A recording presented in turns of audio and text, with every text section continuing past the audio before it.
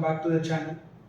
आज से हम स्टार्ट कर रहे हैं 11th फिजिक्स का पहला chapter, that is unit, dimensions and measurement. इस चैप्टर का नाम कई जगह यूनिट्स एंड डायमेंशंस होता है, कई जगह यूनिट्स एंड मेजरमेंट होता है। एक्चुअली में हम ये तीन चीज को पढ़ेंगे, यूनिट को पढ़ेंगे, डायमेंशंस को पढ़ेंगे और मेजरमेंट्स को पढ़ेंगे। तो यूनिट्स ये आपने पहले सुना होगा, हर चीज का, हर फिजिकल क्वांटिटी का एक यूनिट होता है। फिजिकल क्वांटिटी क्या होता है उसे भी हम डिस्कस करेंगे। डायमेंशन का इंट्रोडक्शन मैं आपको दूंगा, हो सकता है ये आपने पहले ना पढ़ा हो स्कूल में।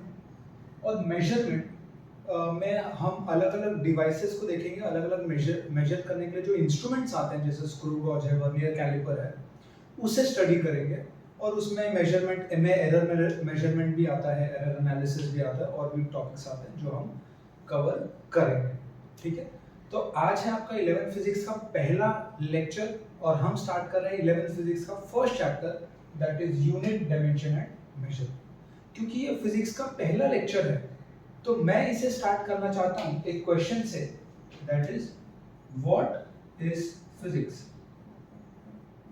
व्हाट इज फिजिक्स, क्योंकि आज से लेकर आगे हम हर रोज फिजिक्स पढ़ेंगे। पहला चैप्टर, दूसरा चैप्टर से लेके पूरा आपका जेईई नीट का सिलेबस। लेकिन सबसे पहले ये समझ लेते हैं कि फिजिक्स होता क्या है, और इसे जल्दी से ही कवर करेंगे, इसमें बहुत ज्यादा टाइम नहीं लगाएंगे। ठीक है, तो फिजिक्स ये जो वर्ड है, ये जो सब्जेक्ट है हम पढ़ रहे हैं, हम बेसिकली पढ़ क्या रहे हैं। तो बहुत ही फेमस फिजिसिस्ट या साइंटिस्ट रिचर्ड फेमन थे, उन्होंने इसका बहुत अच्छा एक्सप्लेनेशन दिया जो मैं आपको बताऊंगा। Physics is nothing but study of nature. Physics is study of nature. ये बहुत ही इंपॉर्टेंट चीज है, क्योंकि हम कर क्या रहे हैं, हम नेचर की पढ़ाई कर रहे हैं। फिजिक्स में हम वो पढ़ेंगे जो हमारे आसपास है। अगर आप बात करो तो फिजिक्स में पहला यूनिट आता है मैकेनिक्स का, जिसमें ऑब्जेक्ट्स होंगे, रोलिंग होगा, फ्रिक्शन होगा, ये सब ऐसी चीज है जो हम डे टू डे लाइफ में देखते हैं। फिर फ्लूइड आएगा, फिर हीट आएगा, एनर्जी आएगा, करंट, इलेक्ट्रिसिटी आएगा, मॉडर्न फिजिक्स आएगा। वो सब बेसिकली क्या है, स्टडी ऑफ नेचर। तो होता क्या, देखिए, जो नेचर है वो आपका फिजिकल वर्ल्ड जिसमें हम रहते हैं, वो आपका क्या है, फिजिकल वर्ल्ड। नेचर मतलब वो दुनिया जिसमें हम रह रहे हैं, फिजिकल वर्ल्ड, आसपास जो भी है। अगर पंखा घूम रहा है तो वो रोटेट कर रहा है। घूम कैसे पा रहा है, क्योंकि हम इलेक्ट्रिसिटी दे रहे हैं, तो हम इलेक्ट्रिसिटी भी पढ़ेंगे, रोटेशन भी पढ़ेंगे। तो वैसे ही जिस फिजिकल वर्ल्ड में रहते हैं, जो नेचर है, उसको क्या करते हैं, जो साइंटिस्ट होते हैं,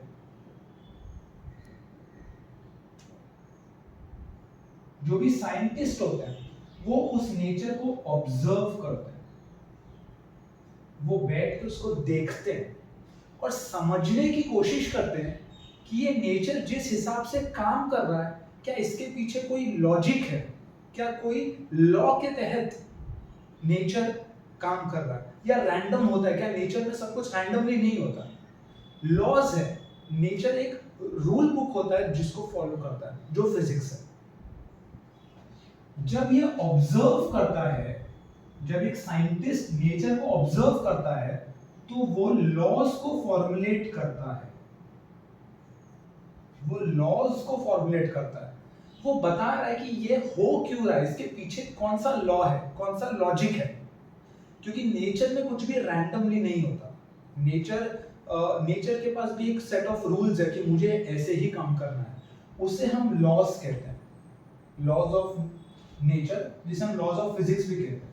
तो जब साइंटिस्ट नेचर को ऑब्जर्व करता है तो वो कुछ लॉज फॉर्मुलेट करता है, और वो रेस्ट ऑफ द वर्ल्ड को वो लॉज बताता है, और पूरी दुनिया उसे सीखती है, जिसके लिए आज हम फिजिक्स पढ़ने जा रहे हैं।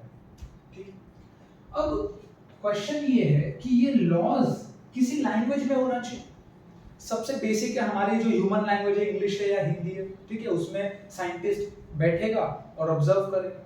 जब न्यूटन बैठ के ऑब्जर्व कर रहे थे ग्रेविटी को, तो इंग्लिश में आप डेफिनेशन तो दे सकते हो कि कोई तो एक फोर्स है जो नीचे खींच रहा है एप्पल को, लेकिन क्या वो इनफ है? That is the question. किसी स्टेटमेंट दे देने से काम हो जाएगा? उन्होंने उसके बाद कुछ मैथ्स भी यूज किया और भी लॉजिक लगा के फॉर्मूलेज दिए, थियरी फॉर्म की। तो उसके लिए हमारे पास होता है फिजिकल क्वांटिटी, जो हमारे इस चैप्टर का पहला टॉपिक है, दैट इज फिजिकल क्वांटिटी। इसको हम PQ बोलते हैं। ये बेसिकली एक लैंग्वेज प्रोवाइड करता है साइंटिस्ट को कि वो लॉज को फॉर्मुलेट कर पाए, क्योंकि हमें लॉज ऑफ फिजिक्स पढ़ना है या लॉज ऑफ नेचर पढ़ना है। Physics is nothing but study of nature. अबे हमें क्या करना है, उस नेचर को, लॉ को पढ़ना है। तो हमारे पास कोई लैंग्वेज तो होना चाहिए उसको नोट डाउन करने के लिए, उसको पढ़ने के लिए, उसको समझने के लिए। तो उस लैंग्वेज में काम आता है आपका फिजिकल क्वांटिटीज का। फिजिकल क्यों? क्योंकि हम फिजिकल वर्ल्ड में रहते हैं, जो हम देख सकते हैं, सुन सकते हैं, फील कर सकते हैं, टच कर सकते हैं, जो चीज के साथ हम इंटरैक्ट कर सकते हैं, वो क्या हो गया आपका फिजिकल हो गया, फिजिकल वर्ल्ड। और उसको हमें क्वांटिफाई करना है, उसको हमें क्वांटिफाई करना है। ये हो इसलिए रहा है ताकि हम लॉज बना सकें। ठीक है, तो हम एकदम फंडामेंटल से स्टार्ट करेंगे। यूनिट फिजिकल क्वांटिटी का पार्ट है, वो हम समझेंगे। तो अगर आपको फिजिक्स क्या है ये बात समझ में आ गई है, that physics is nothing but study of nature. Everything that we study in physics is study of nature that is happening right now around ourselves. वो अभी हो रहा है और हम उसे पढ़ने की कोशिश कर रहे हैं, उसे, उस नेचर को समझने की कोशिश कर रहे हैं। और बहुत सारे साइंटिस्ट ने नेचर को ऑब्जर्व किया है, लॉज बनाए हैं जिसको आज हम पढ़ेंगे। और वो लॉज को बनाने के लिए उनको जरूरत थी एक लैंग्वेज की, जो है फिजिकल क्वांटिटी। ठीक है, तो अगर आपको समझ में आ गया है कि फिजिक्स क्या है और हम क्या पढ़ने जा रहे हैं, तो आप पहला हेडिंग डाल लीजिए फिजिकल क्वांटिटी। और मैं एक्सपेक्ट करता हूं कि आप नोटबुक और पेन के साथ बैठे हैं, क्योंकि ये सिर्फ वॉच अलाउंड वीडियो नहीं है, आपको साथ ही साथ अपने नोट्स भी बनाने होंगे, तभी इस लेक्चर का आपको फायदा मिलेगा। तो पहला हेडिंग डाल लीजिए फिजिकल क्वांटिटी। पहला हेडिंग है physical quantity.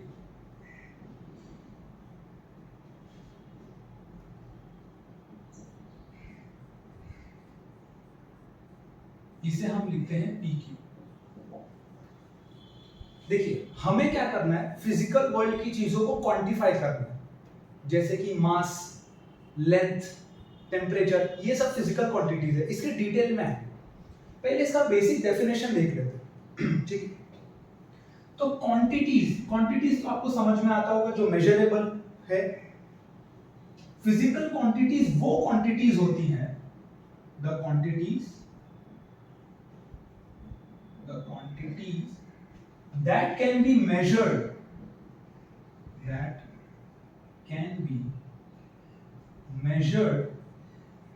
by any instrument,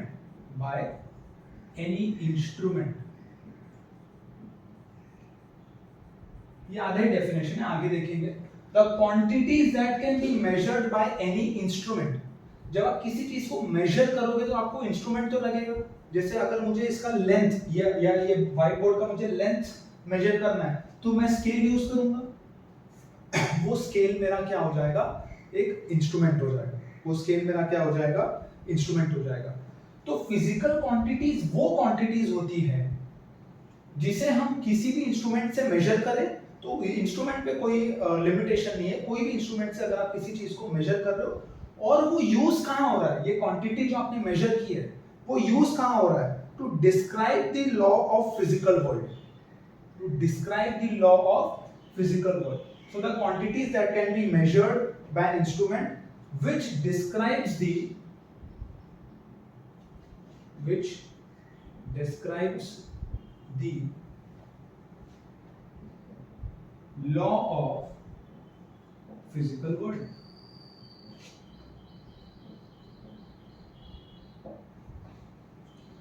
ये है आपका फिजिकल क्वांटिटी। ठीक है, तो एक बार और पढ़ेंगे, the quantities that can be measured by an instrument. एक क्वांटिटी है जिसको हम कोई भी इंस्ट्रूमेंट से अगर मेजर कर पा रहे हैं, और वो क्वांटिटी हमें किस में हेल्प कर रहा है, to describe the law of physical world. जैसे मैंने कहा कि अगर साइंटिस्ट ऑब्जर्व कर रहा है नेचर को, अगर साइंटिस्ट नेचर को ऑब्जर्व कर रहा है, तो उसे जब ऑब्जर्वेशन लिखने के लिए कोई लैंग्वेज चाहिए, उसे उस फिजिकल वर्ल्ड का लॉ जो उसने ऑब्जर्व किया उसको डिस्क्राइब करने के लिए कोई लैंग्वेज चाहिए, वो लैंग्वेज में काम आता है आपका फिजिकल क्वांटिटी। थोड़ा सा और आगे जाएंगे तो आपको ज्यादा समझ में आएगा। तो ये जो PQ है इसका जो स्टैंडर्ड फॉर्मूला है वो होता है N into U। तो चलिए फिजिकल क्वांटिटी का डेफिनेशन देख लिया हमने। होता क्या ये मैथमेटिकल थोड़ा जाता है, इसको लिखेंगे कैसे कि सर समझ में तो आ रहा है कि एक क्वांटिटी को मैंने इंस्ट्रूमेंट से मेजर कर लिया और उस क्वांटिटी के थ्रू मैं एक लॉ को समझा पा रहा हूं, वो है मेरा फिजिकल क्वांटिटी। बट वो दिखता कैसा है? वो दिखता है N into U के फॉर्म में। वो दो चीजों से बना है। N बेसिकली क्या है? एक न्यूमेरिकल वैल्यू है। N बेसिकली क्या है? एक न्यूमेरिकल वैल्यू। मतलब ये 5 हो सकता है, 10 हो सकता है, 15 हो सकता है, 150 -150, कोई भी न्यूमेरिकल वैल्यू। और U क्या है? यूनिट है। U क्या है? यूनिट है। तो जैसे मैं बोलता हूं 5 kg, मान लो मैं एक ग्रोसरी शॉप में हूं और मुझे क्या खरीदना है, मुझे समझ लो पोटैटोस खरीदना है। मैंने बोला 5 kg पोटैटो। तो 5 एक न्यूमेरिकल वैल्यू और kg किलोग्राम क्या है? मास का यूनिट है। तो 5 kg एक फिजिकल क्वांटिटी है जो कि उस पोटैटो के मास को एक्सप्लेन कर रही है। तो अगर मैं मास की बात करूं तो फिजिकल क्वांटिटी क्या हो गया? मास, यूनिट हो गया kg और न्यूमेरिकल वैल्यू हो गई 5। Numerical value is basically number of times of unit, number of times of unit, मतलब इस यूनिट को कितने बार रिपीट करूं। 5 kg का मतलब 1 kg को 5 टाइम रिपीट करो। मैंने 1 kg पोटैटो लिया, फिर 1 kg लिया, फिर 1 लिया, फिर 1 लिया, फिर 1 लिया, मेरा 5 kg बन गया। तो 5 क्या हो रहा है? इस यूनिट का रेपिटेशन बता रहा है कितने बार इस यूनिट को यूज करना है। और यूनिट क्या है? यूनिट कंपैरिजन है। यूनिट तो एक कंपैरिजन है। पहले बार्टर सिस्टम होता था। मान लो मैं एक फार्मर हूं जो वीट उगाता हूं, आप एक फार्मर हो जो राइस उगाते हो। मुझे राइस चाहिए, आपको वीट चाहिए। तो ऐसा तो नहीं है कि मैं आपको कितना भी रैंडमली राइस दे दूं, आप कितना भी रैंडमली वीट दे दूं। नहीं, हम जब एक्सचेंज करेंगे तो कंपेयर करेंगे कि जितना मैं दे रहा हूं उतना ही आप भी दो, या जितना मैं दे रहा हूं आप बोलोगे मैं भी उतना ही दूंगा। तो वो कंपैरिजन कैसे होगा? कोई यूनिट तो होना चाहिए कि 1 kg राइस सर आप ले लो और 1 kg वीट हमें दे दो।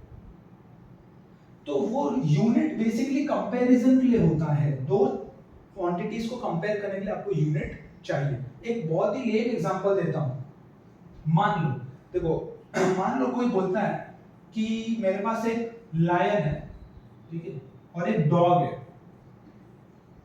लायन है और एक डॉग है। कोई बोल रहा है कि वेट ऑफ लायन, लायन का जो वजन है that is 10 times weight of dog. मुझे पता है कि लायन और डॉग के वेट का कंपैरिजन हो रहा है। ध्यान से सुनना, लायन और डॉग के वेट का क्या हो रहा है? कंपैरिजन हो रहा है। तो weight of lion is equal to 10 times weight of dog. Weight of dog is acting as a unit here. अब यहां पे केजी यूनिट नहीं है। वेट ऑफ डॉग, अब मैंने एक कंपैरिजन बना लिया है कि वेट ऑफ डॉग का 10 गुना वेट ऑफ लायन है। तो वेट ऑफ डॉग क्या हो गया? यूनिट। 10 क्या है? Number of times of that unit, कि एक डॉग का वजन, एक डॉग का वजन, एक डॉग का वजन करके 10 टाइम करेंगे तब एक वेट ऑफ लायन बनेगा। ये हो गया आपका फिजिकल क्वांटिटी, ये हो गया आपका फिजिकल क्वांटिटी, ये हो गया आपका न्यूमेरिकल वैल्यू, और ये हो गया आपका यूनिट।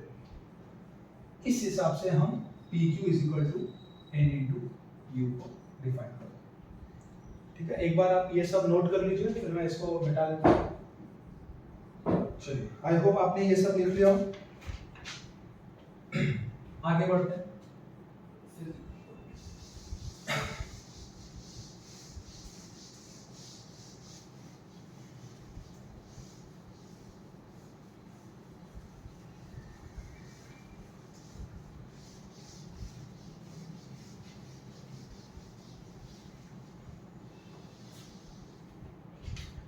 अब थोड़ा इसको और स्पेसिफिक जाते हैं और अच्छे से समझने की कोशिश करते हैं कि जो फिजिकल क्वांटिटी है वो 3 टाइप की होती है। तो अगर मैं टाइप्स ऑफ पीक्यू बोलूं, टाइप्स ऑफ फिजिकल क्वांटिटी, इसके 3 टाइप्स है। पहला टाइप है फंडामेंटल फिजिकल क्वांटिटी, दूसरा टाइप है डिराइव्ड फिजिकल क्वांटिटी और तीसरा टाइप है फंडामेंटल हो गया, डिराइव्ड हो गया। ठीक है, फंडामेंटल वर्ड से तो समझ में आता है किस चीज की बात हो रही है, और डिराइव्ड अच्छे से समझेंगे पर नाम इटसेल्फ इज एक्सप्लेनेटरी। तीसरा जो होता है वो सप्लीमेंट्री फिजिकल क्वांटिटी होता है। एक्चुअली में ये है फंडामेंटली, पर इसे अलग से पढ़ाया जाता है, अलग से नाम दिया जाता है। अब ये तीनों क्या है, क्या बताता है, उसको हम अच्छे से डिस्कस करेंगे। पहले आप इसको नोट कर लो कि टाइप्स ऑफ फिजिकल क्वांटिटीज 3 है, fundamental physical quantity, derived physical quantity और सप्लीमेंट्री फिजिकल क्वांटिटी। ठीक है, अब हम स्टार्ट करते हैं पहले से, fundamental physical quantity.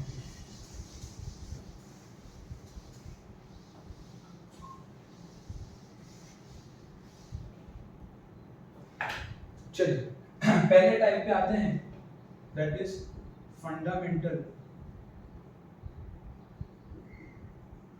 Physical quantity. Fundamental physical quantity पहला टाइप है। फंडामेंटल नाम क्या बताता है? Most basic. फंडामेंटल नाम क्या बताता है? Most basic. ऐसे फिजिकल क्वांटिटीज जो खुद किसी से ना बने हो, वो दूसरों को बनाने में मदद करे।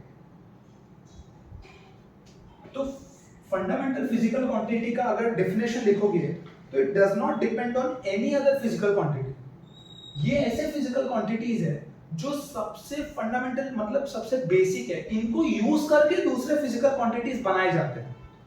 तो ऐसे हमारे पास एक्चुअली में 7 फंडामेंटल क्वांटिटीज है। कितने? 7। पहले इसका डेफिनेशन लिख देते हैं। Fundamental physical quantities are those physical quantities which do not depend on other physical quantity। Fundamental physical quantities वो क्वांटिटीज हैं जो दूसरे फिजिकल क्वांटिटीज पे डिपेंड नहीं करते हैं, वो खुद में एग्जिस्टेंट है, वो बाय डिफॉल्ट रहेंगे, उसको यूज करके आप दूसरे फिजिकल क्वांटिटीज को बना सकते हो। ठीक है, तो वो हो गया आपका फंडामेंटल फिजिकल क्वांटिटी। 7 ऐसे 1 2 3 4 5 6 7 7 फिजिकल क्वांटिटीज हम पढ़ेंगे जो कि फंडामेंटल होते हैं। उनका एसआई यूनिट क्या है और उनका सिंबल क्या है, ये इंपॉर्टेंट है, इजी भी है और इंपॉर्टेंट भी है। तो पहला जो फंडामेंटल फिजिकल क्वांटिटी है दैट इज लेंथ। देखो एक एग्जांपल देता हूं। एरिया लेंथ से बनता है, तो एरिया डिराइव हो गया, वो फंडामेंटल नहीं है क्योंकि वो किससे बना है? लेंथ से। लेकिन लेंथ किससे बनता है? लेंथ किसी से नहीं बनता, वो फंडामेंटल फिजिकल क्वांटिटी है, वो बाय डिफॉल्ट बेसिक है वो। तो पहला फिजिकल क्वांटिटी क्या हो गया? लेंथ। उसका यूनिट क्या होता है? यूनिट्स बहुत सारे हैं, मीटर, सेंटीमीटर, इंच, फुट, पर हमें कौन सा देखना है? ऐसा unit, that is metre. That is metre. अब इसका सिंबल क्या होता है? Small m। इसका सिंबल क्या होता है? Small m। लेंथ हो गया। दूसरा जो फंडामेंटल फिजिकल क्वांटिटी हमारे पास वो है मास। वो है मास। मास का ऐसा यूनिट क्या होता है? केजी या किलोग्राम, और उसका सिंबल क्या होता है? केजी। मास का ऐसा यूनिट क्या होता है? किलोग्राम, और उसका सिंबल क्या होता है? केजी। तीसरा जो फंडामेंटल फिजिकल क्वांटिटी है वो है टाइम। टाइम। तो टाइम दूसरे फिजिकल क्वांटिटीज को बनाने में यूज में आता है। जैसे वेलोसिटी, डिस्प्लेसमेंट अपॉन टाइम। तो वेलोसिटी किससे बना है? डिस्प्लेसमेंट और टाइम से। डिस्प्लेसमेंट क्या होता है? लेंथ होता है। और टाइम क्या? दोनों ही फंडामेंटल फिजिकल क्वांटिटी है। उनको यूज करके हमने क्या बना दिया? वेलोसिटी, जो डिराइव्ड हो गया। तो बेसिकली ये वो है जिनसे दूसरी चीजें बनी है, ये किसी से नहीं बने। ये खुद में क्या है? फंडामेंटल फिजिकल क्वांटिटी है। तो टाइम का ऐसा यूनिट क्या हो जाएगा अपना? सेकंड, और सिंबल होता है एस। नोट डाउन करते जाइएगा मेरे साथ साथ, ठीक है? लेंथ हो गया, मास हो गया, टाइम हो गया। चौथा होता है टेम्परेचर।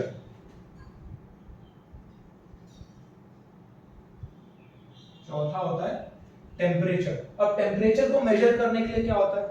डिग्री सेल्सियस होता है, ठीक है? और क्या होता है? केल्विन होता है। और क्या होता है? केल्विन। ऐसा यूनिट केल्विन होता है। अब केल्विन को रिप्रेजेंट करने के लिए जो सिंबल है दैट इज कैपिटल के। कैपिटल और स्मॉल इंपॉर्टेंट है, ठीक है? आप इसको कैपिटल एस मत लिख देना सेकंड को, वो गलत हो जाएगा। ये कैपिटल के, इसको स्मॉल के मत लिख देना, ठीक है? लेंथ, मास, टाइम, टेम्परेचर। पांचवा आपका आता है इलेक्ट्रिक करंट।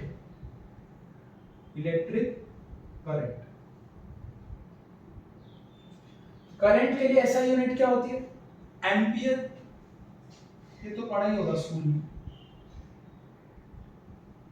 करंट के लिए क्या होता है? एम्पियर। और सिंबल जो दिया गया है वो कैपिटल ए। सिंबल क्या दिया गया? कैपिटल ए है। उसके बाद आता है आपका ल्यूमिनस इंटेंसिटी। Luminous intensity. अब एक्चुअली इसके क्वेश्चंस आपको जेईई नीट में नहीं मिलेंगे, पर क्योंकि ये फंडामेंटल फिजिकल क्वांटिटी है, यहां देख लेते हैं।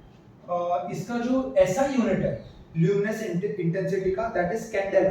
That is candela. आपने हो सकता है स्कूल में 9th स्टैंडर्ड में इसे कभी पढ़ा, सीडी। लास्ट आता है amount of substance. Last fundamental physical quantity is amount of substance, जिसका ऐसा यूनिट मोल होता है। केमिस्ट्री में आपकी शुरुआती मोल से होगी, तो वहां पे अच्छा सा एक्सप्लेनेशन आपको मिल जाएगा। यहाँ पे इसका जो सिंबल है that is MOL, all in small. तो ये है अपने 7 फंडामेंटल फिजिकल क्वांटिटी, उनके SI यूनिट्स और उनके सिंबल, ठीक है? तो आई होप आपने ये नोट डाउन कर लिया होगा। तो हम आगे बढ़ते हैं to derived physical quantity.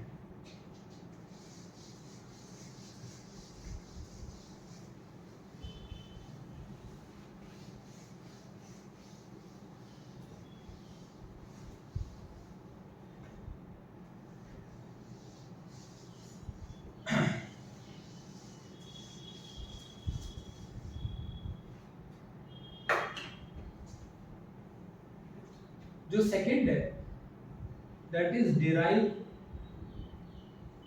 Physical quantity. देखिए डिराइव्ड, नाम से पता चल रहा है दूसरों से डिराइव किया गया। कौन से दूसरे? Fundamental physical quantity. तो derived physical quantities are those which are made up of, बोल सकते हो, made up of fundamental physical quantity, which are made up of fundamental physical quantity। अब ये बहुत सारे हैं, क्योंकि मैंने आपको 7 फंडामेंटल बता दी। अब उनको मिला के बहुत सारे डिराइव्ड फिजिकल क्वांटिटी। हम यहाँ पे 4-5 फटाफट एग्जांपल देख लेंगे। उसके बाद डायमेंशंस जो आएगा यूनिट के बाद, जब डायमेंशन पढ़ेंगे उसमें हम 20-25 देखेंगे। ट्रूथ ये है कि ये ऐसा चैप्टर है जो आपके साथ लास्ट तक चलेगा, आखिरी चैप्टर तक। ये ऐसा चैप्टर है जो आपके साथ लास्ट तक चलेगा, क्योंकि हर चैप्टर में आप नया फिजिकल क्वांटिटी सीखोगे, उसकी यूनिट होगी, उसके डायमेंशन होंगे। तो यूनिट एंड डायमेंशन आपको अभी अच्छे से समझना है, क्योंकि ये आपके साथ लास्ट तक चलता रहेगा। तो डिराइव्ड में पहला हो गया, जैसे मैंने बताया था, एरिया। एरिया क्या होता है? उसका यूनिट क्या होता है? मीटर स्क्वायर होता है ना। एरिया क्या होता है? Metre square. मीटर स्क्वायर कैसे आया, क्योंकि ये मीटर इंटू मीटर कहां से आया, length into length, length into breadth बोलो अगर, ब्रेड्थ क्या है, ब्रेड्थ भी तो लेंथ ही है, देख कुछ 5 सेंटीमीटर 10 सेंटीमीटर कुछ सेंटीमीटर कुछ लेंथ ही है ना, वो भी नाम ब्रेड्थ है, पर वो दे क्या रहा है, मीटर ही देगा, तो उसका यूनिट क्या रहा है, मीटर स्क्वायर। तो हमने लेंथ जो फिजिकल क्वांटिटी था फंडामेंटल, उसको मल्टीप्लाई करके दो बार क्या बना दिया, area, that is derived physical quantity. दूसरा ले लो वॉल्यूम, उसका यूनिट क्या हो जाएगा,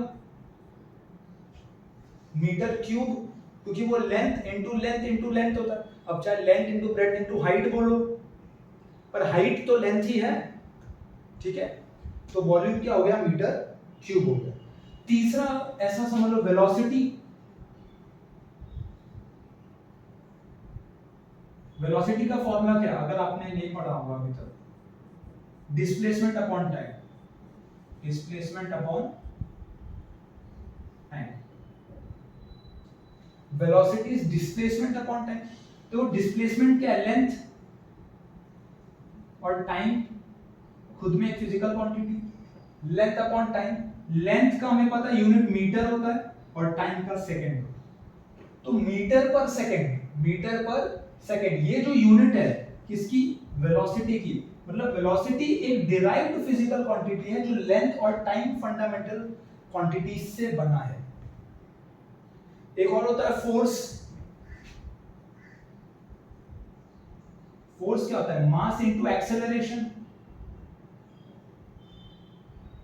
मास इनटू एक्सेलरेशन, मास तो चलो खुद में एक फंडामेंटल है, एक्सेलरेशन अगेन फंडामेंटल नहीं है, वो डिराइव्ड है, वो किससे बना है, वेलोसिटी अपॉन टाइम से, ठीक है, वो किससे बना है, वेलोसिटी अपॉन टाइम, या change in velocity upon change in time होता है टू बी प्रिसाइज, वो हम काइनेमेटिक्स में पढ़ेंगे, बराबर। तो इसका यूनिट क्या है, मास तो केजी हो गया,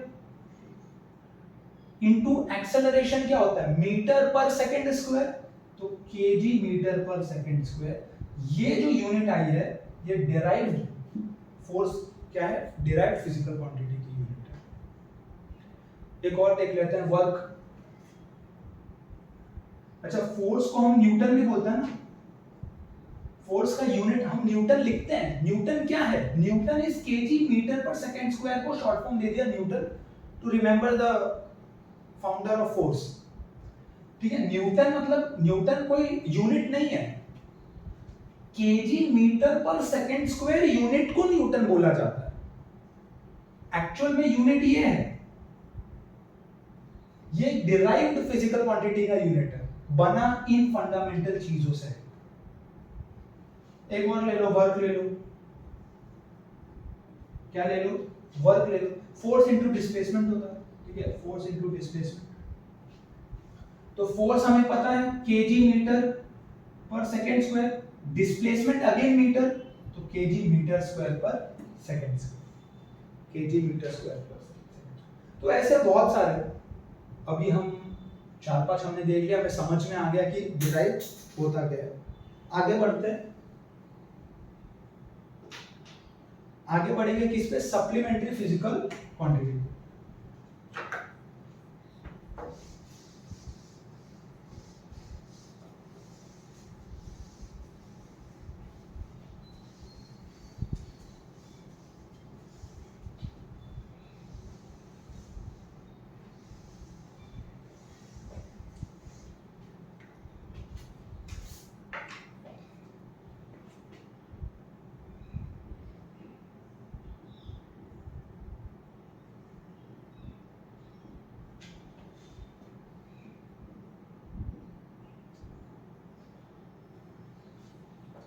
सप्लीमेंट्री फिजिकल क्वांटिटी।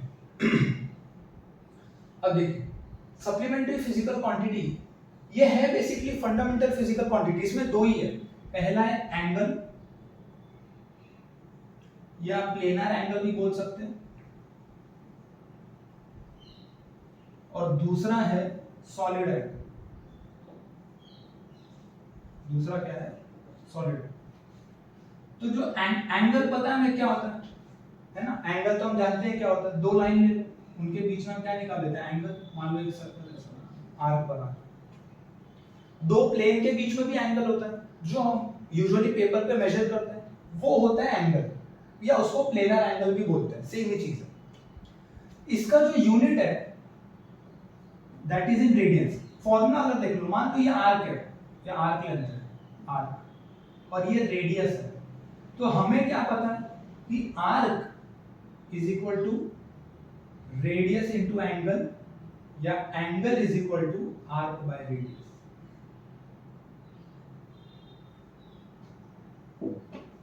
ये एंगल का फॉर्मूला, इसका जो यूनिट है दैट इज रेडियन।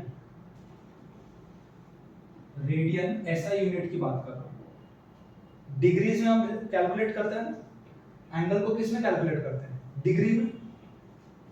यहां पे हम किस में करेंगे, रेडियन में। किस में करेंगे, रेडियन में। इसको सिंबल जो है RAD है, तो खाली आप RADB लिखोगे तो वो रेडियन ही माना जाएगा, ठीक है। रेडियन ऐसा यूनिट है RAD, ये अपना एंगल हो गया।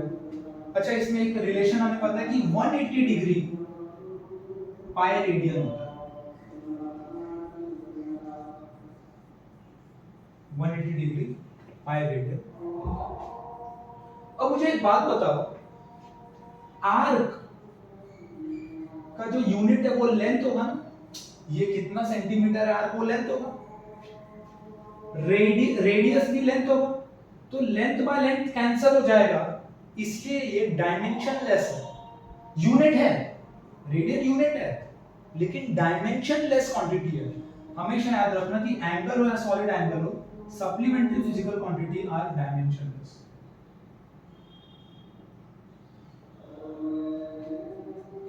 Are dimensionless. सॉलिड एंगल होता है एक, जैसे मान लो एक कोन ले लिया आपने, ठीक है, 3D कोन, ये बेसिकली 3 डायमेंशन एंगल होता है। अगर ये 3D कोन है, ठीक, समझ लो ये 3D कोन, तो अगर मैं नीचे से इतना पार्ट कट करूं, या मान लो ये इसका सरफेस है, तो ये जो एंगल है पूरा 3 डायमेंशन एंगल, ये दो लाइन के बीच के एंगल की बात नहीं कर रहा हूं, जो पूरा कोन है उसका जो एंगल है, सॉलिड एंगल बोल रहा हूं। कौन सा एंगल, सॉलिड एंगल, 3 डायमेंशन, वो होता है आपका सॉलिड एंगल। मान लो अगर ये एरिया, उसका फॉर्मूला देख लेते हैं, ये एरिया है और ये डिस्टेंस r है, तो solid angle theta is equal to area by r square. यहां पे भी देखो, एरिया मीटर स्क्वायर होता है और r स्क्वायर भी मीटर स्क्वायर हो गया, तो ये भी क्या हो गया, डायमेंशनलेस। तो यूनिट्स हो सकते हैं, इसका यूनिट क्या, स्टेरेडियन है, SD होता है। क्या होता है, SD। यूनिट है लेकिन डायमेंशन नहीं। डायमेंशन क्या होता है उसका डिटेल में डिस्कशन करेंगे।